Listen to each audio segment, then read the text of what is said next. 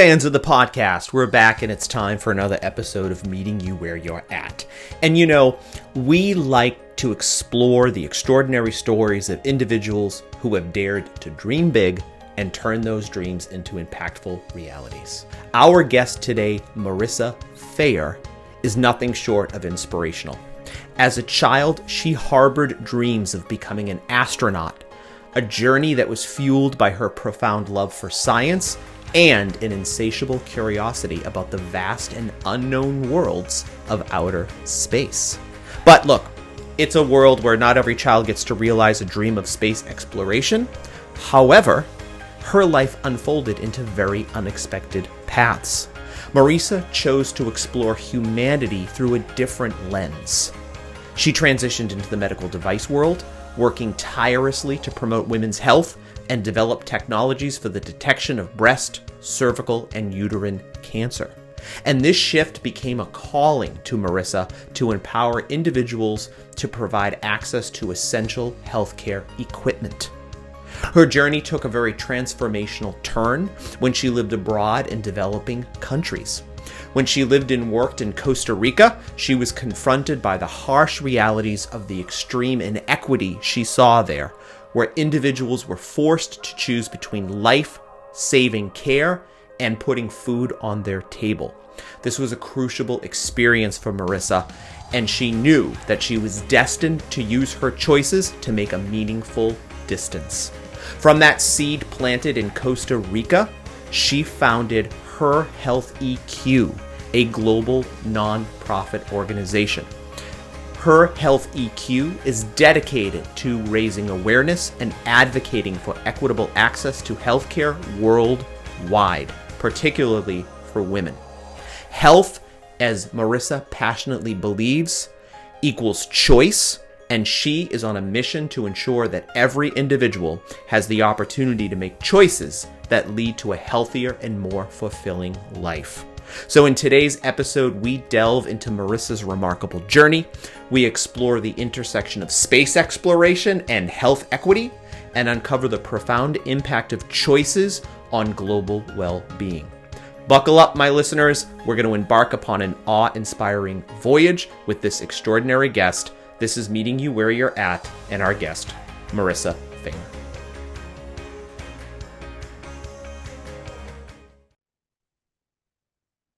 Marissa, good morning. Good morning. How are you? I'm doing well. I would imagine I'm tired because it's Monday, but I'm assuming I'm probably not as tired as you are because as we were just talking about before we went on air, you've been traveling for a few weeks on end globally, right? So how does it feel to have your feet back on the ground? It's good. I think I'm finally on the same time zone as my body, so that's really helpful. It's always helpful.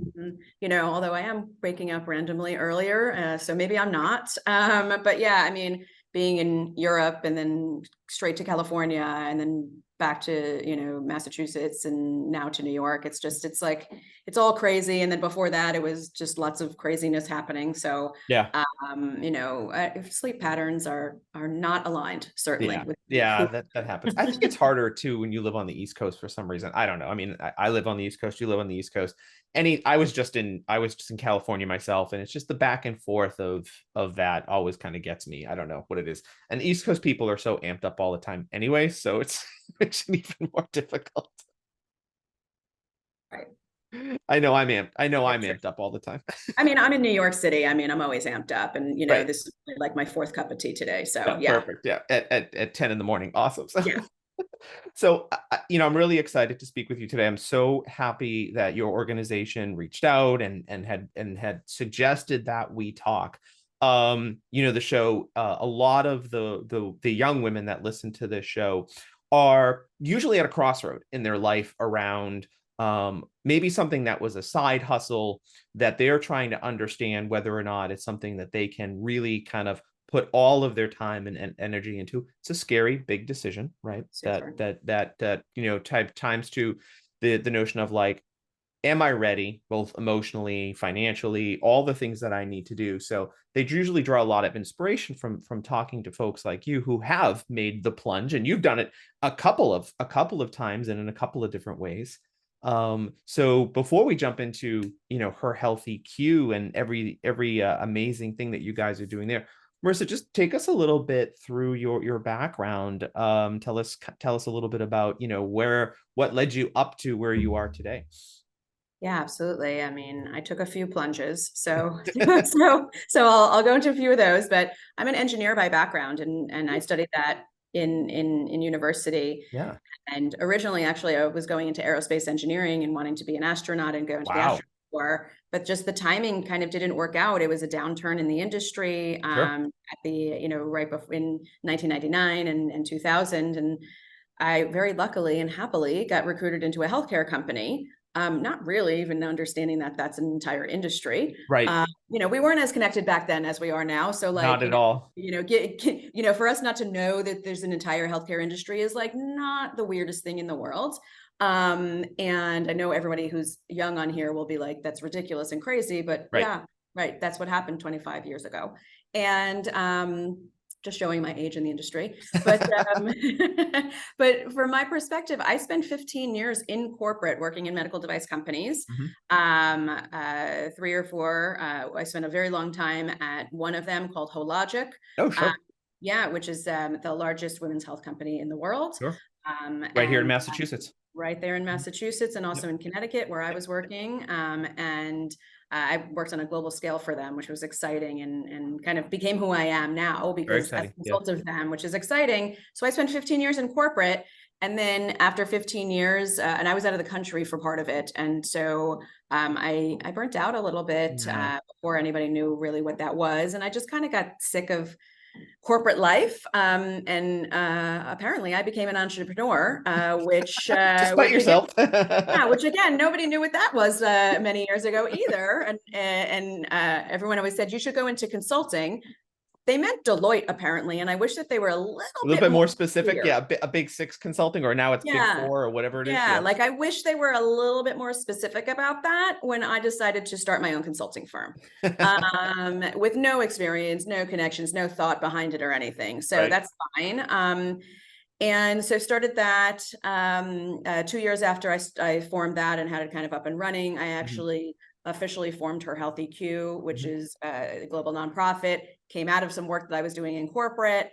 And yeah, so I was consulting for about 8, 9 years. I still have the practice open, quite honestly. But with that, I took on more and more, higher visibility jobs, a lot Mhm. more advisory work, a lot more board work, a lot Yes. more strategic consulting. And with that comes, a lot of opportunities, Sure. thankfully. I've always, for the last 20 years, been focused on really women's health. And obviously very much healthcare. Sure. And so that's kind of how I got to where I am. I made a choice because of a company that I was working at. It kind of melded all of my loves and experiences Together. together. Yeah. I wanted to make I was always into making sure women had access to education and STEM, and because that was me, that's who I was. Sure. And being in the healthcare space, like making sure that it was happening. The reason I can, the way I can do that is making sure that women are healthy so that they can go to school. Right. And so that's always been my priority, and that's taken me to where I am now, the CEO of two companies, both Her Healthy Q and Deep Look Medical, and also a partner at an investment fund that's Sure. focused on women. So listen, I think it's really scary. There's not a moment of a day that makes me feel comfortable, Yeah. honestly. I bet. Scary to take the leap. It's scary every day to keep going. It's scary not to take a corporate position that's a little bit more comfortable. Sure. It's scary to have people rely on you. It's scary for all of it. So I think it's just like this, that never goes away. And I think you just sometimes have to leap because Yeah. you can always go back. And You that can.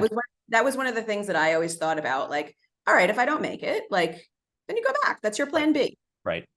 No I worries. That's such an important. Oh God, so much I want to unpack about what you just said, Marissa, but we'll stay on that point for 1 second. I think that is probably the most important thing is you'd make this leap of faith, and I think people do forget that you can go back, right? You don't want to have to, but you can, right? If that's necessary. What you just said too about people relying on you. I was speaking with an entrepreneur a little while back who has garnered some success, has people working for them now, and is actually considering moving away, right, from this role for various reasons, but is scared to, because they have people now relying on them, right? People who they are now employing. And there's a whole other aspect of that. Like, we all want our organizations to scale and become successful and be able to hire people and hire more people. But that in and of itself, right, leads to your point, like that pressure and sort of that feeling of obligation, right? Absolutely. And it's scary, Right. that other people's lives are relying on you. Mm, And I think it's also, especially if you're a smaller company, it's worth a conversation right. to say, listen, I'm thinking about in 6 months making this transition, and this is what's going to happen. Giving people the opportunity and the time Right. to make their own decisions as well, Right. because maybe they will actually want to step into a position that you're in. Yes, You have to absolutely. give them the opportunity to do that. The secession aspect of it, for sure, right? Yeah, yeah, and not Mhm. in the weird sort of Apple TV show, but um so you and I have kind of some similarities there. So I know we both went to UConn. I was an undergrad there. You were a grad student there. Yeah, We both entered the industry about the same time. To your point about not understanding that healthcare was an entire industry, I started my career in hospitals, working inside physical hospitals, right. made the transition into corporate life, but for a vendor that was mostly just supporting hospitals, right?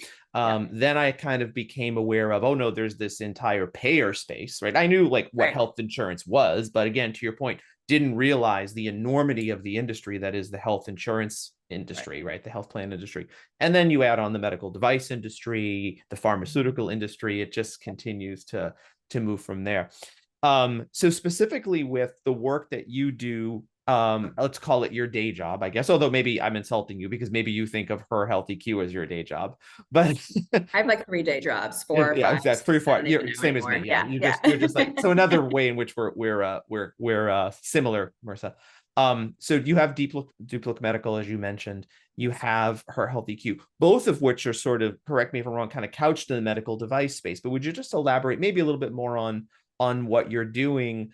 I find it fascinating that you're kind of, and I know this is just a small part, but like taking medical devices literally that would be destined for landfills Yep. and bringing them into developing countries Yes. that that need this technology. So talk just a little bit about the medical device space and what you're doing there as a whole. Yeah. So, I mean, I've been in medical device my entire career. So, 20, 23, 24 years. And so when I was at Hologic, I was on the team that developed the 3D mammography Yeah, system. When you develop a new model, the old model typically comes back, especially when you're talking about large pieces of capital equipment. sure, sure. They return it and you get a discount. It's like a car. You trade it in, you get a new model. It's great. You get a discount to the new one. And that's exactly what happens in large pieces of capital equipment. And so I moved down to Costa Rica. I was deployed there through an acquisition. Oh, wow. I volunteered to go down there, and I lived there for several years. Mm, And I found out that women were dying of breast cancer in this one region. mm, And they were dying because their mammogram machine broke down, sure. which I found ridiculous because I was in my early 20s or early 30s. And like I knew that against the wall of the factory, we had all of these perfectly good pieces of equipment Just kind of sitting there. Yeah, sitting yeah, yeah. there. Eventually they get scavenged or you throw them away and they're not usable anymore. And so I facilitated through the company, through Hologic, the donation of a mammogram machine. And it's been over 10 years. It's still up and running. We still Wow. get information from it. And it's saved over 20,000, or it's, Sure. to over 20,000 scans already. And I think that number is quite low. Actually, I think it's much higher. I'm sure it's much higher But after 10 years. but I mean, 20,000 women have been screened for cancer, for breast cancer, and typically they weren't scanned for many years. And so unfortunately, there's a lot of later stage cancers. Sure.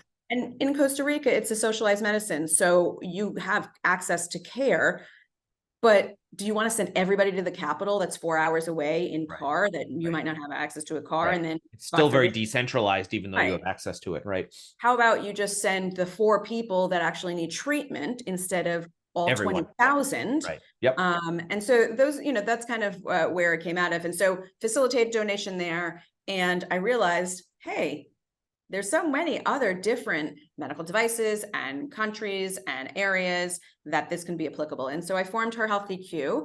And what we do is we deploy medical equipment to emerging markets and developing countries focused on women's health and non-communicable women's health, which means cancers that affect women, such as breast cancer and cervical cancer, heart disease, and maternal health. And the reason we do that specifically is because myself and most of my connections are in medical devices, and Sure. it's very tangible. Right. It's also, we get to repurpose equipment so they don't wind up in landfills, which is really important. Sustainability, which is amazing. Sustainability before it was even popular. And then, the other part is when a lot of the aid leaves, like when you become an actual developing country, a lot of the aid leaves, about 80 to 90% of your aid leaves. Very good point. So, people forget about that. The fact of the matter is, great, you're living longer, you have sanitation, you have all of these things, and now you're eating fatty foods, you're not taking care of yourself, or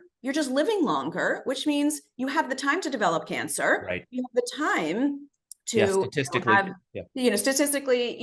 there's a time component of this. Heart disease, it affects women just as much as it affects men, and it affects us completely differently. And if you don't have any ways like an EKG or a monitor or things like that to be able to know that, or an ultrasound, then, how are you going to diagnose that?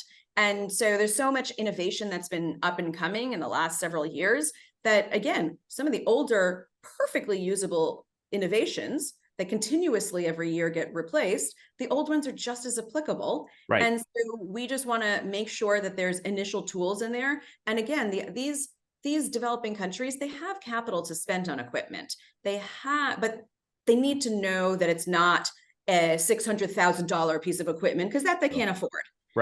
It's of the lower end to start, and then it continues to grow. But some of these smaller, lower end pieces of equipment are just as efficacious, if not more, than every of the new innovations that are out there. So that's what we're doing. And as I was saying before, my focus has always been on women and making sure women had access to education. But I'm not in the education space, so I can't fix that. But I'm in the healthcare space, and after a lot of digging, the reason why girls were being pulled out of school first is because their mothers, their aunts, their grandmothers, something happened to them, and they now needed to be pulled out to take care of the family, to work and things like that. So fix the problem of their mothers, aunts, grandmothers, etc., being healthy. The girls stay in school longer, which means they marry at a later age. They have better opportunities for education. They have better opportunities for employment. And they're the ones that are going to solve all of our problems. It's not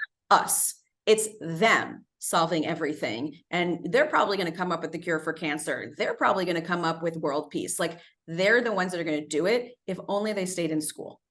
I really appreciate this kind of forward back approach that you're talking about, Marissa, and then sort of the root cause analysis piece, right? Which is, at its root here, if mom has cervical cancer that goes undiagnosed, and then she passes away untimely and early in her life, and then the 13, 14, 15-year-old daughter is now the matriarch of the family, now has to handle all of that. I really appreciate what you're saying about, like, let's not fix mom, but let's find a way to help mom, or, get mom to a place, because there's the forward back to the daughter that continues to stay in school, continues to increase her education. Do you partner, though, to some extent, Marissa, with sort of prevention organizations or education organizations that say, look, these are the signs that point to you need to go get a mammogram, or not even the signs, because mammography is something that you should be doing as a routine, right? Cervical screening you should be doing as a routine. So is there some aspects of partnership that you do to kind of educate women around, like, annual cervical exams, annual breast exams, or is that something that is not kind of in the purview of what her Health EQ is doing? Yeah, so we absolutely partner. So a lot of these education opportunities are happening at the local level anyway. And so it's either the local clinics or the ministries of health that are doing that. We partner with them. There are organizations also that do that locally. One of the things that as an engineer, I always like to be as streamlined as humanly Sure. possible. It was Yeah. I probably, bet. that was my that was my study, Yeah, it's but it your was training. more, Yeah. yeah, I mean, this is who I am. And so we don't put our teams on the ground. We don't put our doctors there. Mhm. We don't have our staff there. We partner with local organizations, Sure. local clinics, local doctors, local ministries, local other organizations that That are there. Yeah. global organizations that have a presence there, Right. so that they're already there. The other opportunity is we're providing jobs and opportunities and revenue for the people who are local. Sure. Most of the time, because we're dealing in women's health, they're women. Right. So you just, So you're we uplifting, yeah, provided the women as well. opportunity for them to have it. Additionally, we provide service contracts for multiple years, which means there needs to be somebody locally who's trained in the equipment. We make sure that we get them trained. We make sure that there are opportunities Sure. for another piece of employment. So we partner with everybody locally, global organizations, local clinics and doctors. Most of the time, these doctors, they're already spreading the word. They just Sure. need the equipment to They do the need the equipment to tests. do the work. Yep. We work with them. We work with other organizations that we've partnered with to get the word out as well, to work on educational campaigns. Listen, we're leveraging the best of everybody. Mm. We have the ability to get the equipment to where it needs to go. We need to leverage everybody else to move it forward and make sure that the word gets out there. It's I really appreciate what you just said too, from an, like you said, from an engineering aspect or a patient experience aspect, about like, we don't want to make the situation more complicated than it already is and already needs to be, right? So if you're adding in like, oh, in order to get a mammography now, you need to go to the Her Health EQ clinic, which is over here. And, now you're just adding so much more friction, right, to an already pretty tight and right, Well, process, right? you're also adding cost. Right. Like, I don't want to have to build a clinic. I'm not in Right. construction. Right. I don't understand how any of that works. Right. Like, Right. there's already plenty of clinics. There's a ton, like, I mean, listen, I've traveled to many regions, including in Africa. There's full clinics that are sitting there that are built, that somebody has paid for, and there's not a soul, not a piece of equipment, not a single human in them, because they can't equip them. And equip them. Right. So That that's, is yeah. disastrous. The infrastructure is already there. They need the opportunity to put the equipment there. You just said something that is very succinct, Marissa, that a lot of entrepreneurs I talk to certainly need to understand better. And what you really did was you segmented, right? Like you recognized that we're going to stay in our lane as a medical device expert and as a medical device provider. So that in a way is really segmentation. Yeah. And realizing that allows you to be the most successful, and it allows you to have the greatest impact. Correct. On your potential, and I'll call them patients in your case, right? Clients, consumers, etc. But in your case, patients, right? So that's pretty astounding.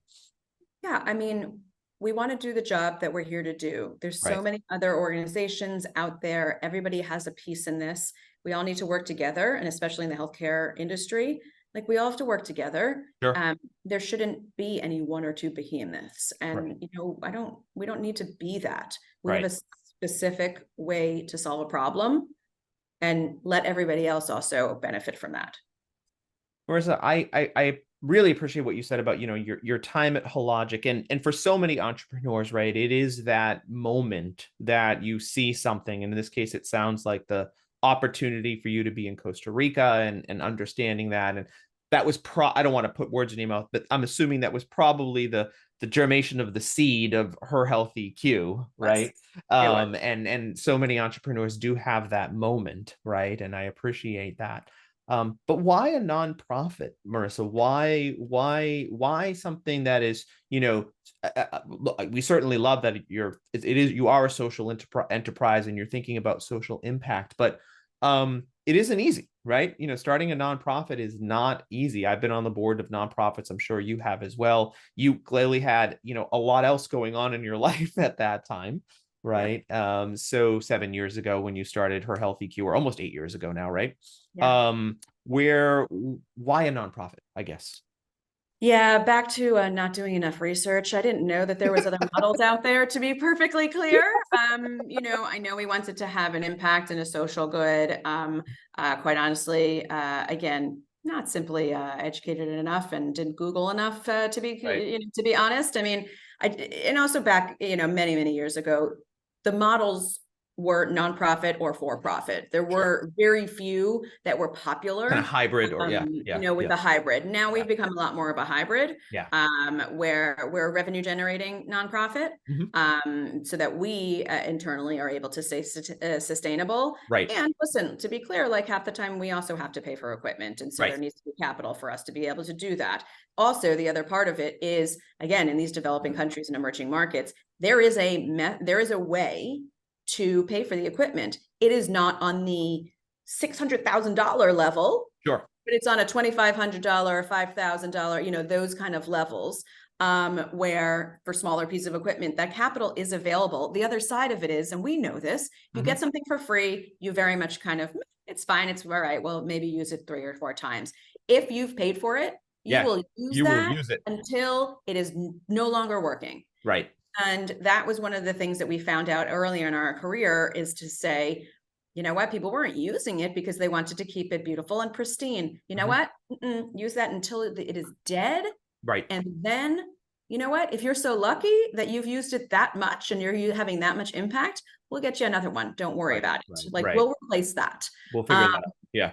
and I think it's one of those things where we went into nonprofit because that was the only model. We have made the shift, into a revenue generating nonprofit. We do have the opportunity also to have this hybrid model, Mhm. because we've created some programs that are sustainable and revenue generating. We can be invested in because of that, because there Right. is a recurring revenue stream.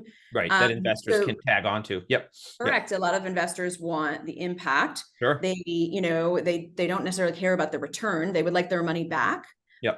And that's it. Mm. They want the impact. We can scale our programs faster if we have that capital Sure. to be able to grow and scale, and we have higher impact. So I think it's like that now there's a lot of more popular options available, and then they only kind of became apparent in the last 5 years. Mm. And not to say that they weren't there, because they were there. They were very, quiet skunk works behind the scenes, and people were fighting for them to become more popular because there needed to be different models of Models. Yeah. philanthropy. There Yep. is some philanthropy that is straight philanthropy, Sure. disaster relief, emergency response, Sure. humanitarian aid. Absolutely needs to be there. That is straight philanthropy. That is not a question in my Mm. mind. We're in this middle ground where it is not fully, it's not emergency. It Sure. is critical health care, but we're in this middle ground where it's also, not just for profit. Sure. So, there's this other side of philanthropy that needs to be out there, and it needs to be sustainable for the organizations. There's nobody who gives us a grant that hasn't asked us, what's your sustainability plan for us Right. to How not be is this going to giving another continue on grant? beyond this one donation, this one grant? Exactly. Right. Like, how does the company survive instead of going grants to grants? Because Mhm. that, honestly, It's it not is sustainable. not Yeah. sustainable Right. for nonprofits. Right. It's really hard to get a grant. And, when you do, it's like, oh my God, great. Mm. We are able to do the work that we've been talking about for 4 years. And then what else? Right. It's not capacity building. And we need to build capacity, because that's actually what we do as an organization, is capacity building, Sure. capacity building in the healthcare system. Well, we also need to be sustainable. Hmm. So that's how we've approached it. So your original question, I had no idea. Yeah. I started it as a nonprofit and I had no idea. Like, Well, and that's apparently that's a theme of mine, and I better be, at this point, much better at, research. but you know what, so that was a theme of yours, right? And like you said, you started in one direction of the not sort of the pure nonprofit play. Over time you realize that that's not sustainable. There's other models we need to introduce here. You have equipment partners, you have strategic partners, you said there's even an investor model. You are a revenue generating nonprofit, which speaks to your sustainability. So what I hear in all of that, Marissa, is you decided to take the first step, right? Yep. The leap of faith, the first step. You did what most entrepreneurs then do from that point on, is you iterate, you pivot Sure. as appropriate. right? Of course, as you should in any Right, business, you have to right. do that. Even in a corporate business, you Sure, iterate, and you pivot. In an entrepreneurship, it's actually you just do it much faster. sure. And And break same thing with things. nonprofit. And Right, you have to change with the times. You have to right. see what's happening, and you need to grow. And Mm, all it is growth. Like, listen, I discovered that there was new models. I was talking to new people. As a result of having the organization, I was able to talk to these sure. people and understand that there was different models out there. And so if I didn't, I wouldn't be able to get to where we are now. Sure. And obviously, hopefully, further in the future. So it's just growth. It's growth on Yes. an individual level. It's growth on an organization level. It's growth in the industry because so many things change as well. The industry itself is growing up. Like It's people are amazing. still learning about it. Yeah, Like, it's amazing. Yeah. venture philanthropy. Yes. People didn't even know what that meant 2 years ago. No, no. In fact, I was particularly interested in venture philanthropy myself and tried to do a bunch of research on it, to your point. And there's not a lot out there, right? There are not models. You guys are probably one of the emerging models that are out there, and there are some others, to your point. But it is something that is absolutely emerging, right? And there isn't truly a standard yet for that. Hopefully there will be soon. I think there are a lot of folks like yourself that are driving to that. But it's going to take a little bit of time still, right? Correct. Yeah. Correct. And again, Yeah. this is like people growing the market, and they're thinking to themselves, they want to invest with impact. Mm-hmm. There are ways to do that. That again, it's not just philanthropy. And a lot Sure. of the investors were seeing, you know what, actually would like to invest in things. And there's some great organizations that have been doing it for a very long time, such as Acumen. And Right. you know what? I volunteered to do a little, work there in their New York office to understand it a little bit better. Not Mm. using their model, but I understood the model much Yeah. better now. There's so many different ways to do it. And there's a lot of people who, thankfully have a little bit more money now and want to get into that. And it's Sure. not necessarily straight philanthropy. Sure. I want to ask you a little bit of a different question now, Marissa. We've had a few femtech entrepreneurs on this show. We've had Catherine Volkend, Yeah, who was the creator of Femtech Insider. I yeah, don't know she's if great. Yeah, you know Catherine. Yeah, that's very well. we're still working to get that episode out. We recorded it a little bit ago. She's in Europe, obviously doing Yes, amazing work. amazing. But one of the things she and I talked about, and I'm sure you've talked about this, and I've talked with other femtech investors here, is how do you get people, and by that I'm going to be real specific, men, to Yeah. care about women's health, right? And to kind of recognize if they maybe haven't had their own personal experience associated with it, right? A wife, a sister, a mother, etc. Where is that? Do you see that same challenge even in the venture philanthropy world? I see by the look on your face you do. So talk to me just a little bit about that, Marissa, and some of the tactics maybe that you've employed to kind of help overcome that. Yeah, it's actually quite frustrating considering women are 51% of the entire global population. Sure. So technically, men are the minority in the niche. Minority. You guys are the niche, but yeah, Yeah. you have all the healthcare opportunities in the world. So it's been actually incredibly frustrating. There's a few things that I've noticed. First of all, more and more of us are talking about it, and we're That's kind good. of getting in everybody's face.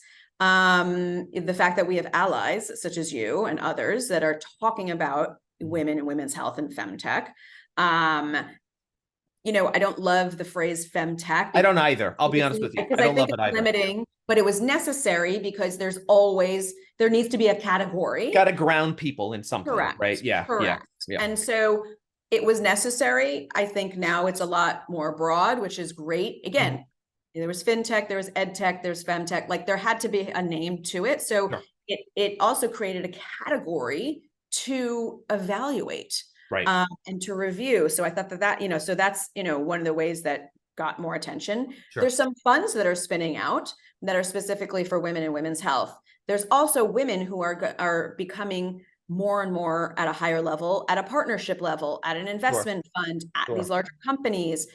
So that's another way. Additionally, these larger companies finally Yes. have been creating a lot of these venture funds internally to look for deals for themselves. Specifically. Yep. So again, women are joining those, and they're being in the decision-making side of it. Sure. Honestly, I mean, we went from more or less zero, and we keep growing. The fact that the industry itself is growing, and it's one of the few that are growing, it becomes news. Again, it's a tiny segment, but as we keep growing and we continue to grow, Sure. people see it and, oh, that's a growth market. Right. Yes, it is. It's going Emerging. from Yep. 0 to 1 to 1 to 2 to 2 to 4, but it's a growth market when so Sure. many other markets are not growing. And I think that's, helpful. And we're all talking about it. Our conferences 3, 4, 5 years ago used to be a small group, 100 people. We're all talking amongst ourselves. Now we're like thousands, Sure. and there's And the word different is getting out people. beyond your core group. Yes. Yeah, like I see people at some of these conferences and I literally say to the organizers, I'm like, who are these people? Like, this is wonderful. Who are they? How did they find out? Like, Sure. there are larger companies that are starting to hear about it. There's law firms Yeah. that are focusing on this. There are accounting firms. There's segments in each type of Starting to industry wake up to this. that Sure. are Yeah. that are noticing that this is an industry, and also noticing, because the women are speaking out to say, we do not have healthcare for ourselves. So that's one whole area of it. I think there's a lot of innovations that are finally starting to come out as Sure. well, and it takes years for innovations to come Of out. A course. lot Yeah. Just more to go are through the happening. process. Yeah. Yeah, and a lot more are happening. There's some exits that are finally starting to happen, and I think people are again starting to hear about it, which is an exciting part of the market. The last thing, that I've started to say, Mhm. and I'll have to figure out who I've realized this from, but it's a really smart way of thinking about it. We're not talking about women's health. We're talking about the health of women. Yes. It's not women's health, because women's health seems like a niche. Yes, it does. The It health seems of like, right. women is all encompassing. It's not one singular organ. It's an entire body system. It's the health of women as a collective, as opposed to women's health, which can, typically be categorized as your uterus or your breast. Right. Like, no, it's literally everything. And so I think, like, if we think about it as the health of women versus just women's health, then it's a little bit bigger of an opportunity than what some people, and especially men, consider a very niche market. I really appreciate what you just said there too, because there has been, the venture community always kind of goes up and down in what it's particularly interested in, right? Right. So there was kind of this big boom of investment towards femtech, to your point, which I don't love the terminology either. It has kind of tapered off, but all sort of venture investments, maybe with the exception of AI right now, have sort of tapered off, right? But you do see organizations like a Pomelo Care, for example. They just, 30 million in funding. And again, they have a holistic approach to what they are doing, to your point around it. We are not just treating breast cancer or cervical cancer or women's health purely from the sort of reproductive standpoint, but the emotional, psychological, mental health standpoint, all major systems, right, of care within the body. So I agree with you. I'm happy to also see that sort of shift in the perception. Still not, it's still it's still getting there, right? But any of these smaller victories, right, I think are really important. Yeah. Every victory is, Yeah. is a big one, especially in our industry. And we all, cheer for each other. Sure. We're all very tightly connected. And we all have to do it as a community, because we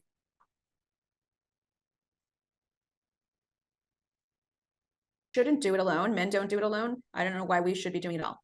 Right. Absolutely.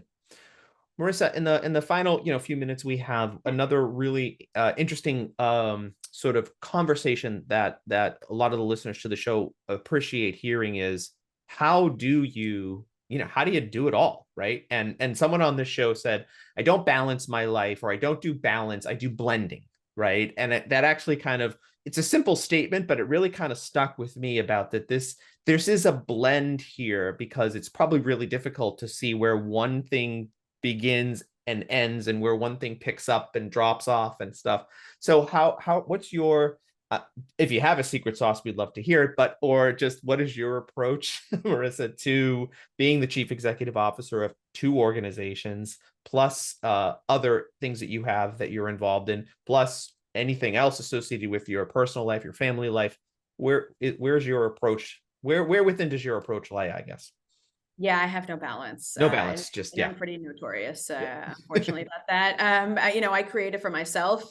I don't believe in balance. I Sure. think that's what I should say. I don't think anything's 50-50. Right. Sometimes it's 80-20. Sometimes it's, 30-70 or 70-30. It could be the other way. It depends. I Sure. think you prioritize based on what's most important at that time. Right. A few, tricks that I have. I have a vision of where I would like to be in, That's 3, 5, important. 7 years. Important. Yep. I have that. I break that into quarterly goals. Ooh, I literally put them onto the refrigerator, and I carry them around with me. that's And, great. I check them off. I'm a list checker. Sure. And then every week, I don't do a to-do list. I create a to focus list. Ooh, interesting. And it's, and some of it is like, yeah, I need to work out 4 times a week because Sure. that's important to me. But it's My also then health. like, Yep. post on LinkedIn 3 times, or, Sure. get this contract done, or do this, or, get some capital for her healthy Q, like all of these things. So I think it's a blend, as Yeah. your previous speaker said. I Yeah. don't believe in balance on a 50-50 level because I it don't think doesn't there's such a thing. Yeah. exist. It's not fair. I also I believe in taking the time when you can. So there are moments like the past, 2-3 weeks where, I didn't have very much of it, but I was in Europe and I had an extra day to myself, So you and could I enjoy did it. the Yeah. thing that I love to do, which is look at a different city and Sure. tourist around, and I could be exhausted, but I could be very clear that I'm doing that because that's what charges me up Sure. personally. And so I think it's like you have to find what charges you, Mm-hmm. what gets exciting, because that's the only way that you can, like, in this whole world of unbalance, you have to find a way to keep going. Mm-hmm. And sometimes that is, spending the entire day on the couch, or Yeah. sometimes it is Doing. Yeah. going with family or doing this or go, Sure. I try to just grab moments. I'm lucky to live in Manhattan. I can go to the theater kind of any day that I want. Right. If just this morning I was like, I'm here this whole weekend, like maybe I'll just go see a show. And Sure. just have to Have a schedule different those option. little times Yep. in to give you back what you consider your balance that charges you back up, and finding what it is, because I don't believe in balance. I don't have any balance. I'm actually pretty bad about it. But I know, like, I can feel when I'm When moving to kind something of is burnt out off. Right. stage, and then it's like, you know what, I'm off. I'm out for the day. And I'm it going to might take a just step be a back. Wednesday.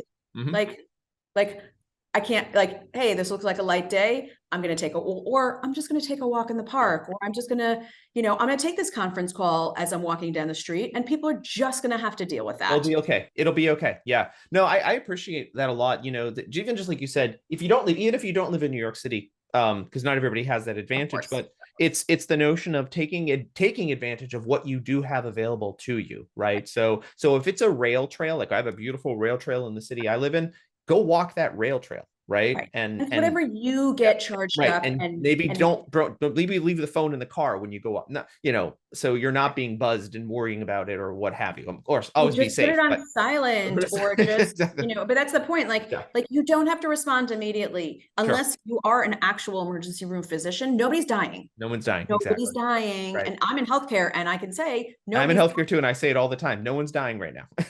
nobody's dying. And so it's okay if you take a pause Right. and not respond after 2 seconds. Sure. And everybody's going to live. Yep. It's not a Absolutely. big deal.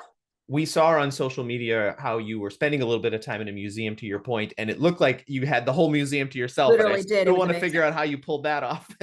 It was a Monday in France right after rugby. So everybody left apparently. And I had literally I was staring at two Monets by myself for 20 minutes. I didn't see another soul. And That's it was outstanding. magical. It was Magical. Yeah. magical, That's because outstanding. when do you get to do that? But you know Right. what?